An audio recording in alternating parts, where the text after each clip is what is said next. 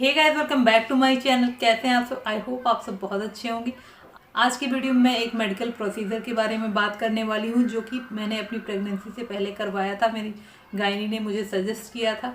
जब भी आप प्रेगनेंसी प्लान करते हैं, आप अगर नॉर्मल कंसीव नहीं कर पाते हैं, कुछ प्रॉब्लम होता है, तो बहुत सारी बेसिक इन्वेस्टिगेशन होती है। उसमें पता चलता है कि क्या प्रॉब्लम है, किस वजह से नॉर्मली कंसीव नहीं हो पा रहा है।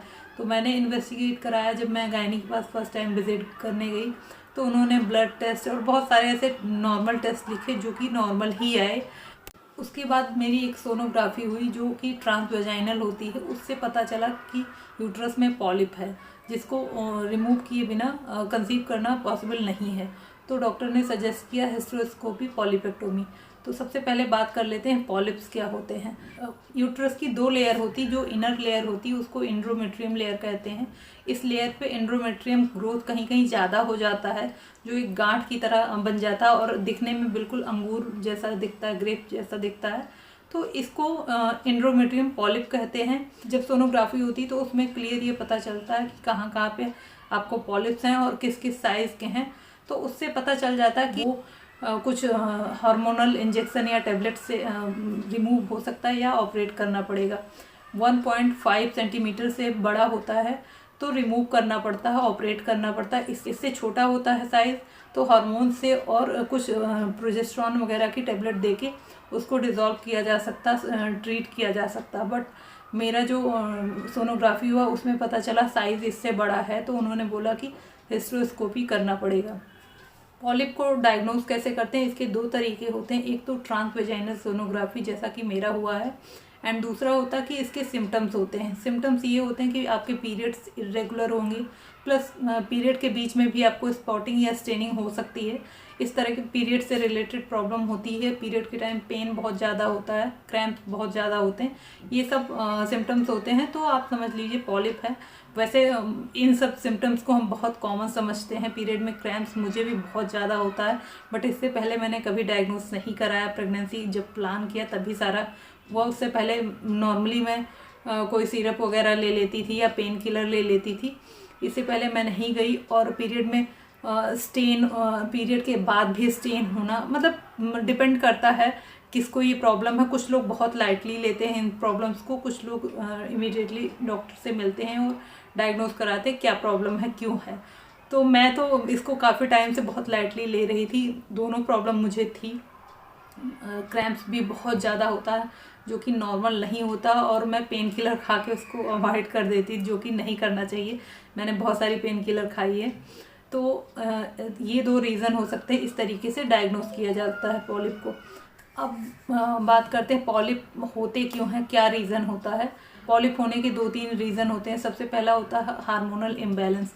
प्रोजेस्टेरॉन और एस्ट्रोजन दो हार्मोन्स होते हैं, जो इनका बैलेंस अगर सही नहीं होता, सीक्वेंस में नहीं होते हैं, तब आपको पॉलिप्स हो जाते हैं। एस्ट्रोजन हार्मोन अगर डोमिनेंट हो जाता है तो आपको पॉलिप हो जाते हैं। सेकंड, इन्फेक्शन या इरिटेशन की वजह से भी आपको पॉलिप्स हो सकते हैं। थर्ड होता है मैलिग्नेंट पॉलिप, जो कि कैंसर की वजह से होता है। तो ये मेन रीज़न होते हैं जो पॉलिप, जिसकी वजह से पॉलिप बनता है और ग्रो होता है। अब बात कर लेते हैं इसको ट्रीट कैसे कर सकते हैं। इसको ट्रीट करने के तरीके जो हैं, वो अगर साइज़ में पॉलिप छोटे हैं तो प्रोजेस्टेरॉन की टेबलेट्स देके इसको सॉल्व किया जा सकता है। अदरवाइज़ कोई सिम्टम्स वगैरह नहीं हैं, जैसे कि पीरियड में बहुत पेन या क्रैम्प्स जो भी होता है, जो भी इसके लक्षण हैं वो अगर नहीं आ रहे हैं, तो ये हार्मोन्स की वजह से भी डिज़ोल्व हो जाएंगे अपने आप। उसको कुछ करने की ज़रूरत नहीं।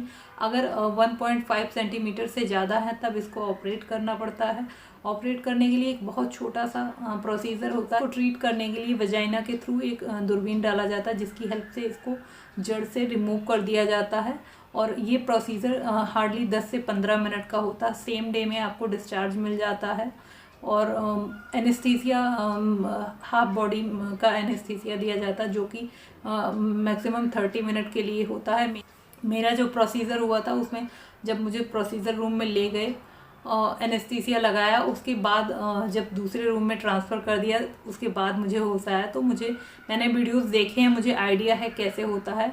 बट उस टाइम ना तो वीडियो वहाँ अलाउ होता है और ना ही मैं देख सकती थी, बिकॉज इंजेक्शन लगा हुआ था तो मुझे बिल्कुल होश नहीं था। कभी कभी होता है कि कोई भी प्रोसीजर होता है उसको हाफ बॉडी में, जैसे सिजेरियन के लिए सिजेरियन बेबी का होता है तो उसमें हाफ बॉडी में एनेस्थीसिया का असर होता है, इफेक्ट होता है और आपको पता चलता रहता है, आप देख सकते हैं बट रिएक्ट नहीं कर सकते, आपकी बॉडी में पेन नहीं होगा। बट जो इसमें एनेस्थीसिया यूज़ किया गया था उससे मुझे बिल्कुल भी होश नहीं था। मुझे पता नहीं चला कि एनेस्थीसिया रूम से प्रोसीजर रूम में कब ले गए और कब प्रोसीजर हुआ। फिर मैं दूसरे रूम में आ गई।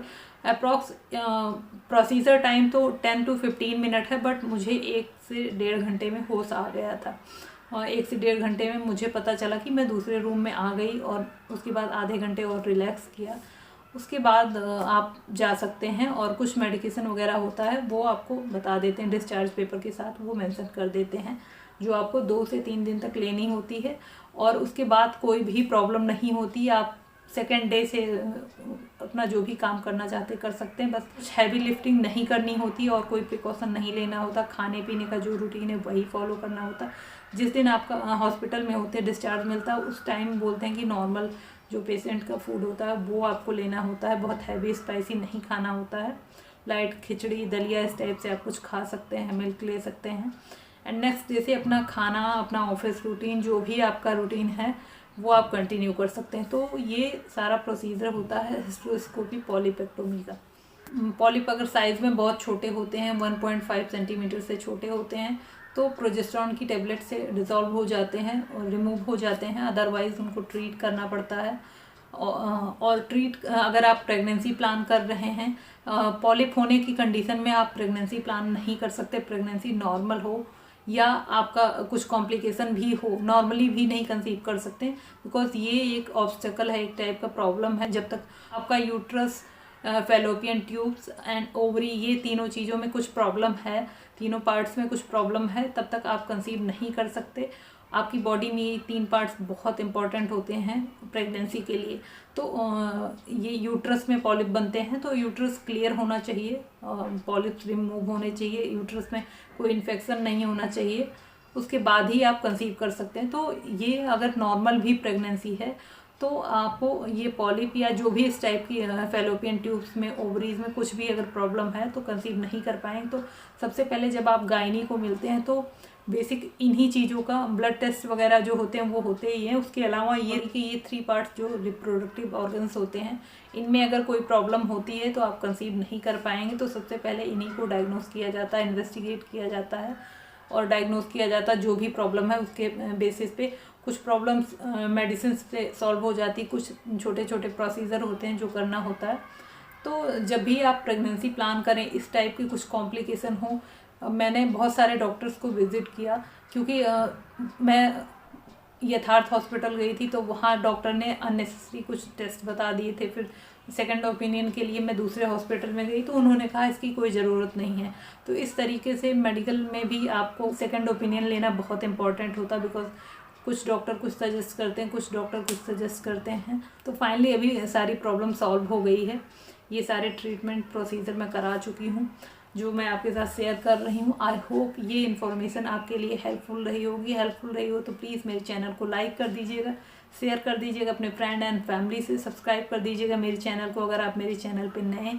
मिलते हैं नए वीडियो में, नए ब्लॉग में, तब तक के लिए अपना ख्याल रखिए, खुश रहिए, bye, take care, love you all.